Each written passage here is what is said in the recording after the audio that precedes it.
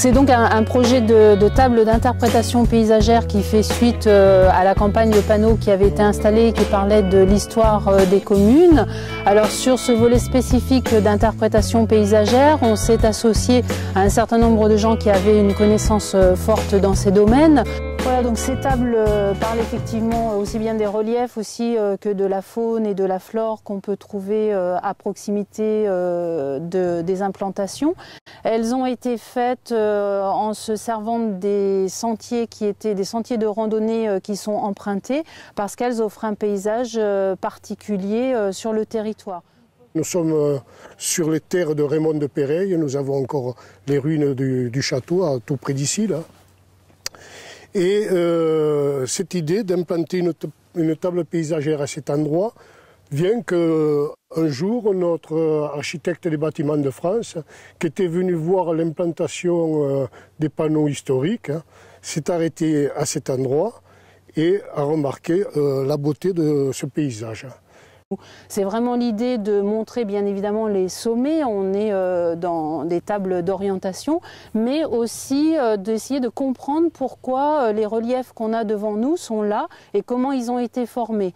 Donc c'est vrai que ça n'a pas toujours été simple parce que c'est à la fois essayer de définir ce qu'on voit, mais aussi d'essayer d'en retracer l'histoire et de retracer comment chacun de ces reliefs s'est mis en place.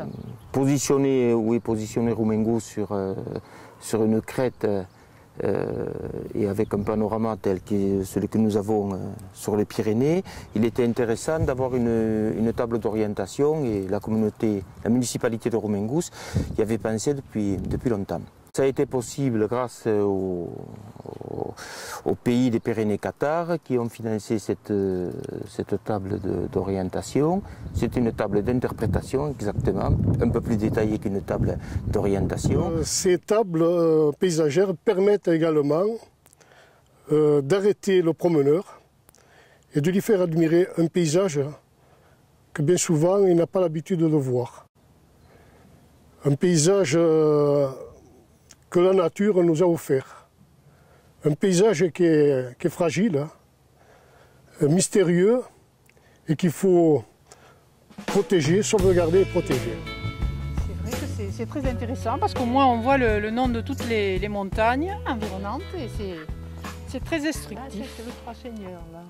Voilà, l'objectif de ces panneaux, c'est bien évidemment en fait, de parler de ce qu'on voit, les reliefs, le nom des sommets, etc. Mais c'est aussi de montrer des choses dont on n'a pas forcément conscience. Et par exemple, les cirques glaciaires qu'on voit dans le paysage, grâce aux spécialistes qui nous ont accompagnés pour ce projet, ils nous disent c'est bien de montrer que les gens prennent conscience en fait que cette forme un peu incurvée, elle vient de la présence d'un ancien cirque glaciaire. Tous les gens qui passent à Roumengouz et qui ont l'occasion de s'arrêter, effectivement, consultent cette table d'orientation et apprécient énormément puisque d'un seul coup d'œil, ils ont l'ensemble des pics pyrénéens qu'ils peuvent voir. L'idée aussi, c'est d'avoir quelque chose d'un peu didactique avec des schémas qui permettent de prendre conscience de ce qui s'est passé pour qu'on obtienne le paysage qu'on a aujourd'hui. C'est aussi une façon de voyager, comme chaque fois que l'on lit ou que l'on regarde une carte,